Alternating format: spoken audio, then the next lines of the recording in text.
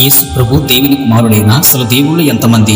యేసు ప్రభువే సృష్టికర్త లేక యేసు ఒక ప్రవక్త? కొంతమంది సేవకులు యేసు ప్రభువే సృష్టికర్త అంటారు, కొంతమంది అయితే యేసు ప్రభు సృష్టికర్త కుమారుడు అంటారు, అనగా దేవుని కుమారుడని అర్థం. యూదులు ముస్లింస్ అయితే యేసు ప్రభు ఒక ప్రవక్త అంటారు. ఈ వీడియో కడదాకా చూస్తే యేసు ప్రభు దేవుని కుమారుడు లేక ఆయనే ఒక సృష్టికర్త, యూదులు చెప్పినట్టుగా ఆయన ఒక ప్రవక్త మీకు నిజ నిజాలు తెలుస్తాయి. మీకు ఈ వీడియో చివరిలో ఒక విషయం చెప్పబోతున్నాను. ఈ వీడియో క్లిక్ చేయకండి. యూదులు యేసుని ఏమన్నారో మనం తెలుసుకుందాం. యోహాను 8:33లో వారు మేము అబ్రహాం సంతానం, మేము ఎన్నడూను ఎవనికిని దాసులమై ఉండలేదే, మీరు స్వతంత్రులుగా చేయబడుదురని ఎలా చెప్పుచున్నామని ఆయనతో చెప్పిరి. ఆ యూదులు యేసును నమ్మేవారు కాదు. వారు ఇప్పటికైనా యూదులు ముస్లింస్ కూడా యేసు దేవుని కుమారుడు కాదు, ఆయన ఒక ప్రవక్త అని చెప్తుంటారు. యూదులతో యేసు ఇలా ప్రకటిస్తున్నారు. యోహాను సువార్త 8:58లో యేసు అబ్రహాం పుట్టకమునిపే నేను ఉన్నానని నిశ్చయముగా చెప్పుచున్నాను. అబ్రహాము తరము నుండి యేసు తరం వరకు 28 తరములు.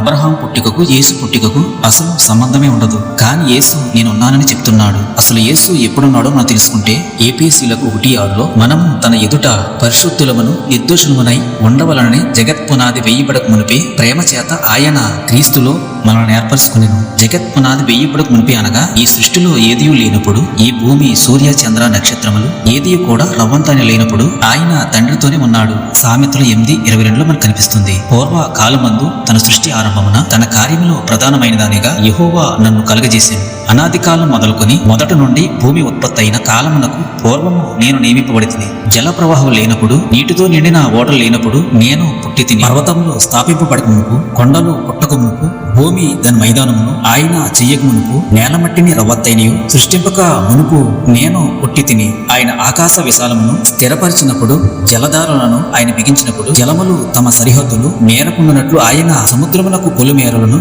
ఏర్పరిచినప్పుడు, భూమి యొక్క పునాదులను నిర్ణయించినప్పుడు నేను ఆయన యొద్ద ప్రధాన శిల్పునై అనుదినము సంతోషించుచు నిత్యము ఆయన సన్నిధిని ఆనందించుచు ఉంటిని.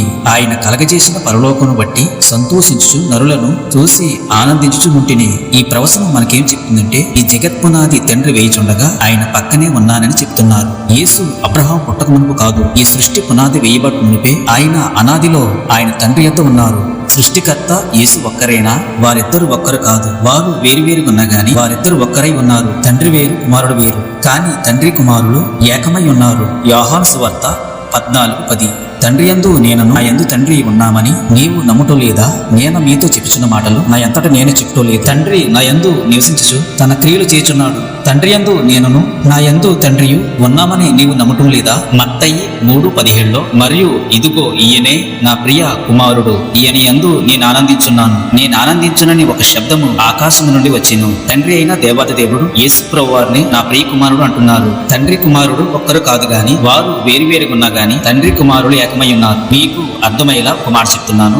ఆఖరణ చెప్తానన్నమాట. స్త్రీ పురుషుడికి వివాహం జరిగిన తర్వాత వారిద్దరూ భార్య భర్తలుగా ఉంటారు. వారిద్దరూ ఏక శరీరమై ఉంటారు, కానీ వారిద్దరు శరీరాలు వేరువేరుగా ఉంటాయి. ఆత్మలు కూడా వేరువేరుగా ఉంటాయి, కానీ వారిద్దరూ కలిసి ఉంటారు. వారిద్దరూ ఏకమై ఉంటారు. అలాగే తండ్రి కుమారుడు కూడా వారు వేరువేరుగా ఉన్నా గాని ఆత్మ శరీరంగా వారిద్దరూ కలిసి ఉంటారు. కుమారుడు తండ్రి కుడిపార్శ్వమున ఉంటాడు. లోక సువార్త 22:69లో ఇది మొదలుకొని మనిషి కుమారుడు మహాత్మ గల దేవుని కుడిపార్శ్వమున ఆసీనుడగునని వారితో చెప్పాను.